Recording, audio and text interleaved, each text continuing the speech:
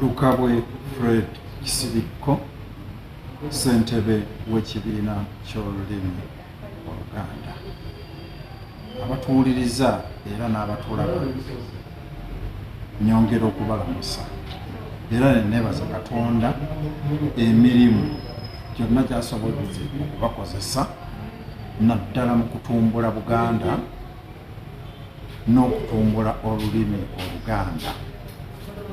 Kituufu olulimi Oluganda luzze lukula, luzze lulinnya amadaala, luzze lwagalwa era luzze lutembeetebwa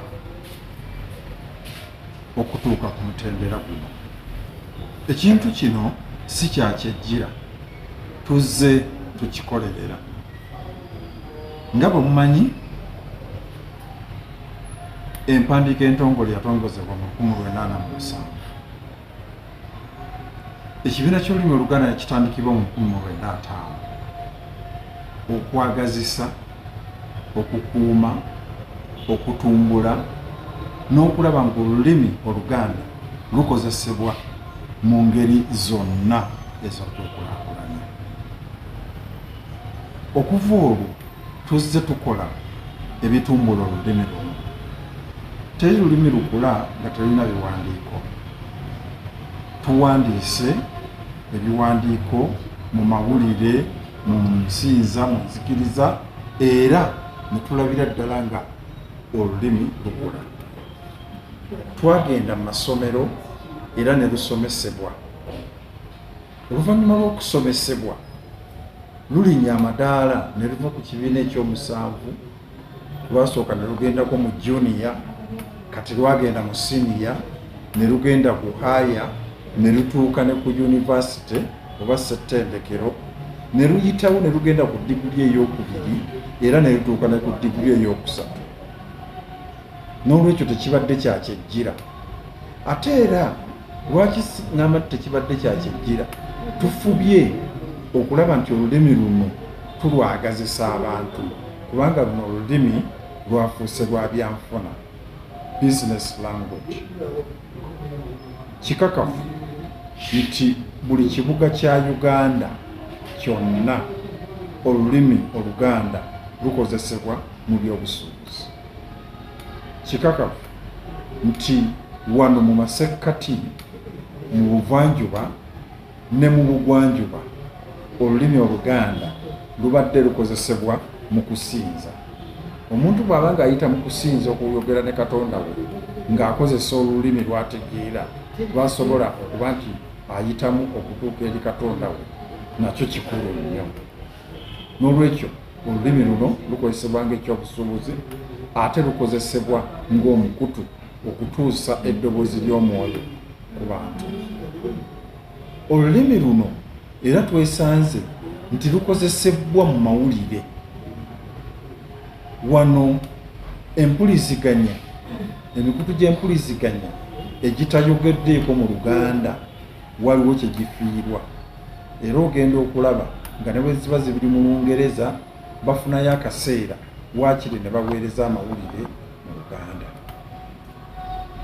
Olulimi luno lukozesebwa mu byobulambuzi. Waliwo ebintu ebitasobola kukyuka mu Luzungu nga byasigalawo mu Luganda wadde abantu bamanyi nnyo Oluzungu. Okugeza ekkanzu. Ekkanzu kyasigalayo kyaffe. Olubugo baluyita backcloth naye nga si kye kituufu, baluyita lubugo era ly'erinnya lyalyo ettuufu. Tulina ebintu ebivudde wano, okugeza ekitambaala ekyesibwa ku gomesi. Tosobola kiyita belt, tukiyita kitambaala. N'olwekyo mulimu obuntu obumu obwagaana okukyuka, okugeza akati k'akabaala akokko ne bw'onoogenda tebalina linnya lyako mu Luzungu, kabaala kaba kabaala. Kati ebintu ng'ebyo bw'obitunuulira kitumbula ebyobulambuzi. Olulimi lutumbula ebyobulambuzi. Tutera okutambulako ne tugenda awalala n'olaba nga bo boogera mu lulimi lwabwe, bwe baba bagadde ne bakukyusizaamu naye ng'olina kumanya lulimi lwabwe okutegeera bye baagala okugamba. N'olwekyo olulimi tulukozesezza mu byobulambuzi. Olulimi luno lulina we lujja okutuyambira mu byokusanyusa. Wano mu Uganda bw'otayimbako mu Luganda totutumuka. Era ennyimba ezisinze ettutumu eziwangudde n'ebirabo ebweru n'amayinja ag'omuwendo zibadde mu Luganda. Tubalabye nga bagenda ku mutindo gw'ensi yonna nga bava wano. Abamu baagala okumanya ebigambo bye tuba tuyimba. Kati bwe tuba nga tuteereddwa ku Google Translate kituyambira ddala kubanga n'abayimbi baffe bajja kututumuka. Tukozesezza olulimi mu katemba kati omulembe gwa kuzannya firimu. Firimu zaffe abamu baziyita Kinnayuganda zibadde zikyabulamu, naye kati tutandise okufuna Google Translate tugenda kulinnyisa omutindo nga bw'olaba ez'abalala ez'Abanigeria bagenda ne bazannya nga bazannya mu lulimi olu-Igbo naye ne tugoberera nga tutegeera. Tulaba firimu z'Ekiyindi n'ez'Ekichina. N'olwekyo Google Translate bw'ebanga ezze ng'etadde Oluganda ku mwanjo kirina we kijja okututeeka. Olulimi luno saagala tulunyoome, lwogerwa mu mawanga agawerako. Abagugo baatugambye nti lwogerwa mu Uganda ne Rwanda naye lusukkawo. Okusinziira ku kunoonyereza okwakolebwa aba AACLA, African Academy of Languages, olulimi Oluganda lwogerwa mu Uganda, lwogerwa mu Tanzania, lwogera mu Rwanda, lwogera mu Burundi, lwogera e Kenya ne ku bizinga by'e Sesere. Mwana wange bwe baasibirayo Ssekabaka Mwanga ne Kaabaleega, abantu abo bwe bagenda n'abasajja baabwe era olulimi lwasigalayo, mwana wange lukyayogerwa. Kimanyiddwa bulungi nti olulimi Oluganda e Bungereza mu London lwe lulimi olw'10 mu zisinga okwogerwa. N'olwekyo abalwogera gye bali. Ate ne mu Amerika eva Google, Abaganda ne Bannayuganda aboogera Oluganda bangi. Tulinayo states ze tumanyi nti bo babeererayo ddala bangi ne boogera olulimi luno.